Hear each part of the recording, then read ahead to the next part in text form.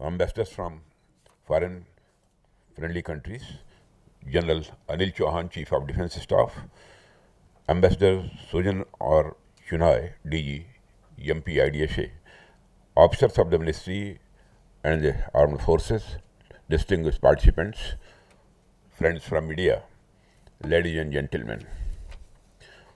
First and foremost, I extend my heartfelt condolences to all those who lost their lives in the tragic incident that occurred in Delhi yesterday.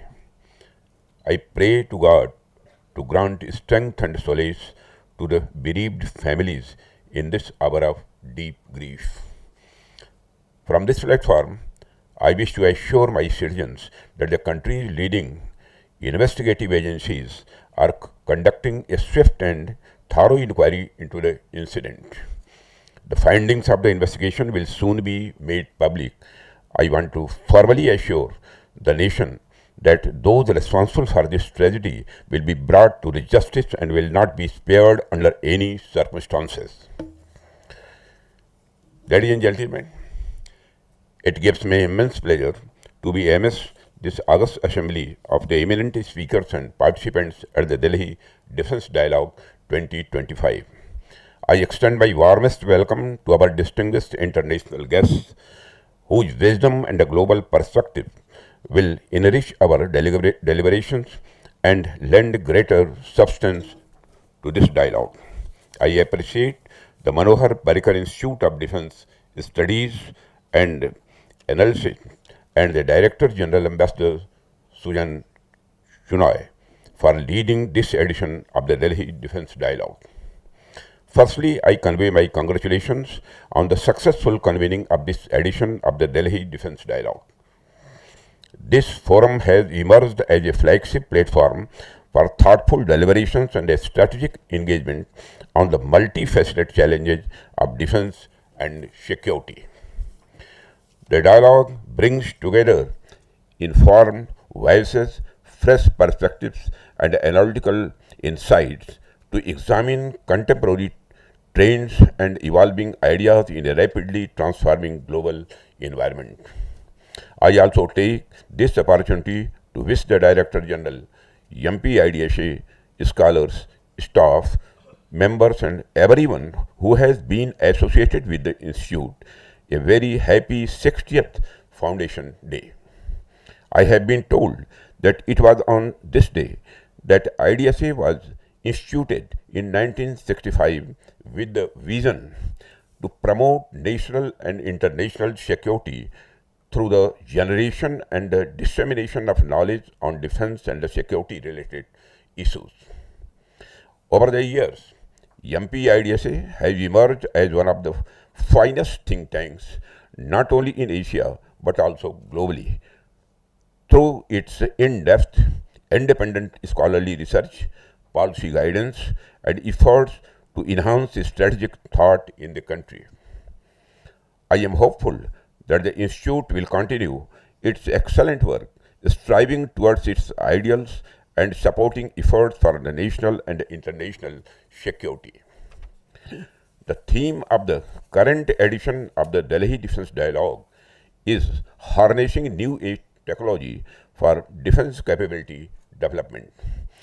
In light of the prevailing international security environment and the ongoing Operation Sindoor, the choice of the theme is most appropriate. I compliment MP IDSA for taking the discussion on this subject forward with scholars, practitioners, defense researchers, and industry representatives. Friends, the character of warfare as well as technology has been changing in every era. From the discovery of the gunpowder to the advent of aviation, from the dawn of radar to the age of cyber and space, each generation has witnessed its own technological revolution. It may be true that change feels faster today, but that is only a matter of scale and perception. Technology has always evolved steadily, persistently, and more often than not for the better. What truly matters, therefore, is not just the pace of technological change, but the pace at which we are able to absorb and adapt to it. Ladies and gentlemen, when we speak of the new age technology in defense, it is natural that our minds first go to the disruptive changes in modern warfare, including artificial intelligence, machine learning, quantum computing, swarm technologies, and so on. These are indeed transformative, and India and the world are making bold strides in each of these domains. But to truly interpret this theme, we must look beyond the obvious. I believe the power of technology is not limited to the devices or algorithm, but it lies in its all-encompassing nature, in the way it redefines every process, every system, and every decision that contributes to the national security. New age technologies is not just about what we fight with, but how we prepare, plan, and sustain. It shapes our procurement processes, our logistics networks, our decision framework, and even our training philosophies.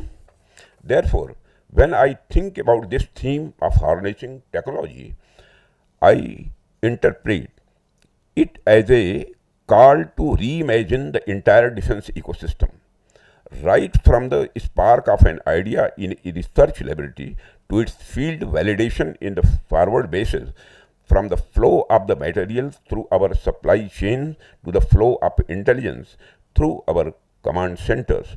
Technology must serve as a connective tissue that binds it all together. Whether it is designing a next generation radar, forecasting logistics needs through predictive analytics, or shortening decision cycles through digital dashboards, each element must work in harmony with the others.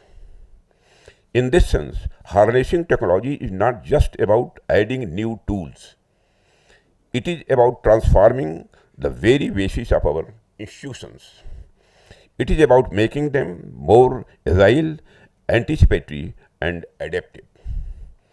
It is about creating a defense architecture that learns continuously, responds instantly, and evolves relentlessly in tune with the pace of change. Friends, it is but natural to get swept up in the prevailing buzzwords of our times. But I believe that the real revolution lies in the quieter, continuous improvement of the systems that enable faster, cleaner, and more transparent functioning. A high-speed data link or an AI-driven algorithm will achieve little if our internal processes remain slow. Even the promise of the quantum computing or autonomous systems will remain unrealized if we do not build the human and the institutional capacity to absorb and supply them effectively. The spirit of harnessing new technology must extend to the way we design policy, process information, and make decisions. In that sense, technology is not only a tool but a culture.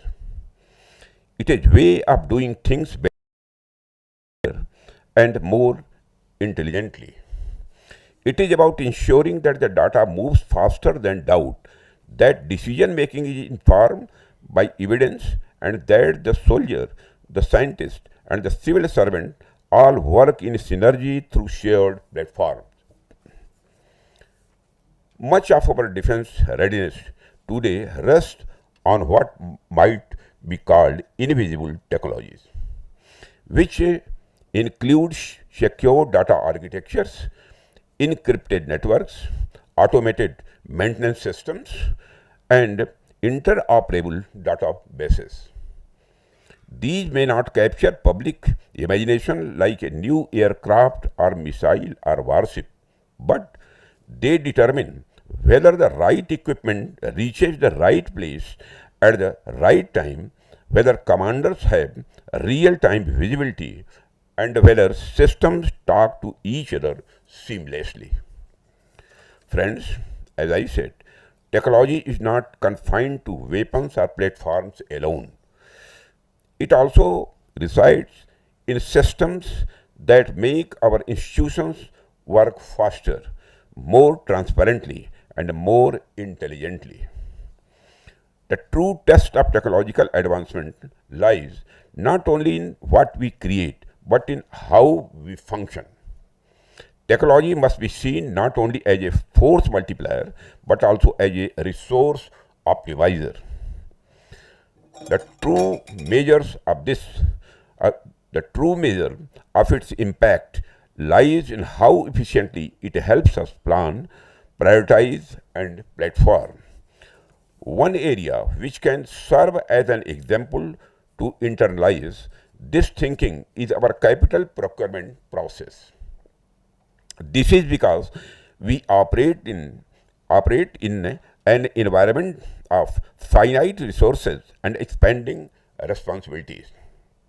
Every rupee spent and every system inducted must therefore yield the maximum strategic value. Technology and data analytics must be leveraged to improve decision making and ensure optimal use of every resource. I have been told that in many advanced nations, the concept of life cycle cost is deeply woven into their procurement frameworks. Recently, I have directed that we too must begin to access these sustenances costs right at the inception stage of every procurement proposals. This will help us see the full picture, not only what we invest today, but what we must sustain tomorrow. This will help us in ensuring that every decision we take is both informed and responsible, balancing immediate capability with long term efficiency.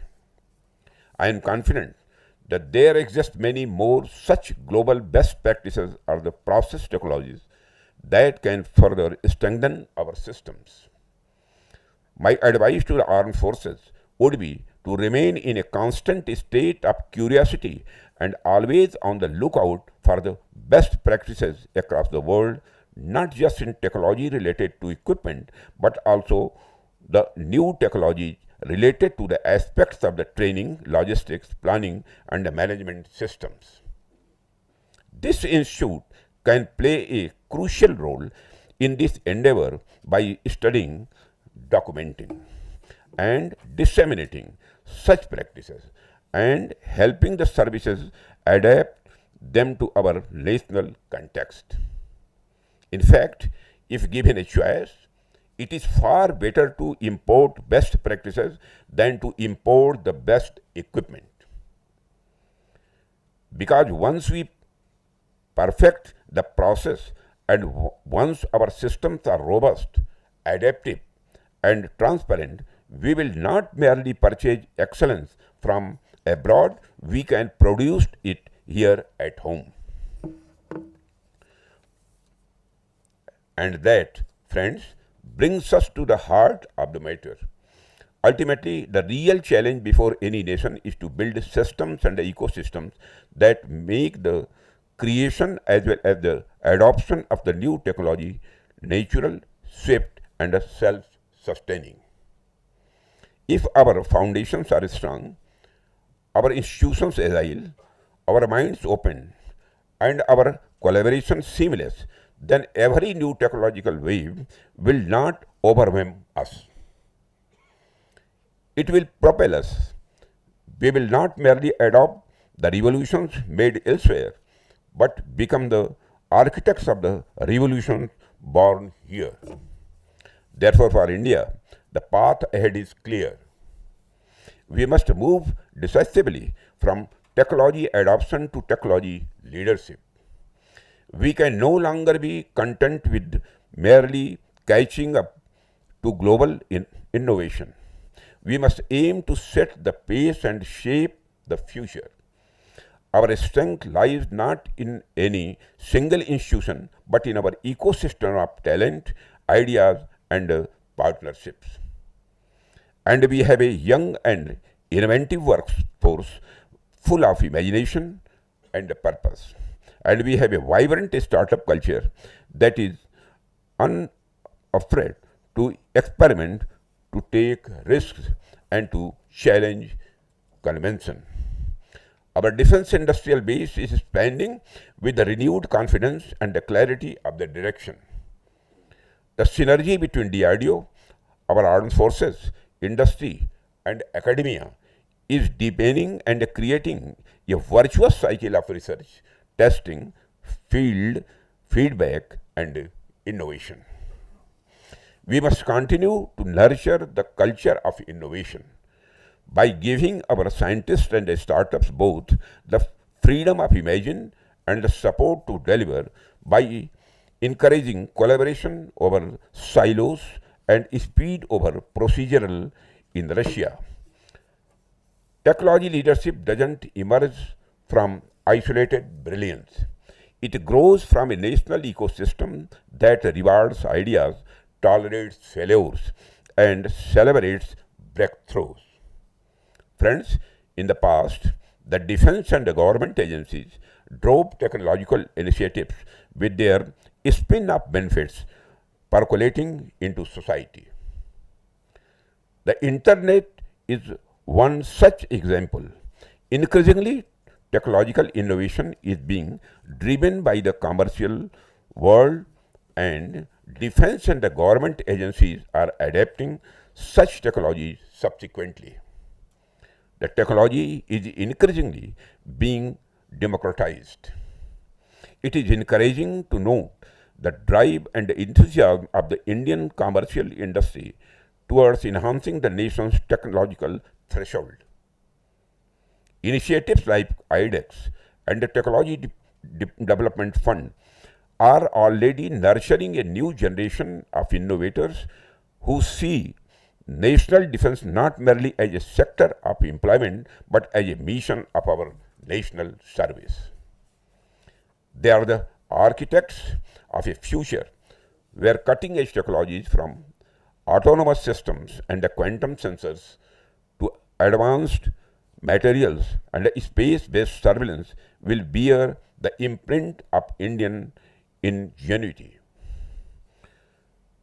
From young entrepreneurs, MSMEs, to captains of the Indian multinationals, individuals and the companies have displayed the collective will to help achieve the mission of Viksit Bharat and Atmanirbharta.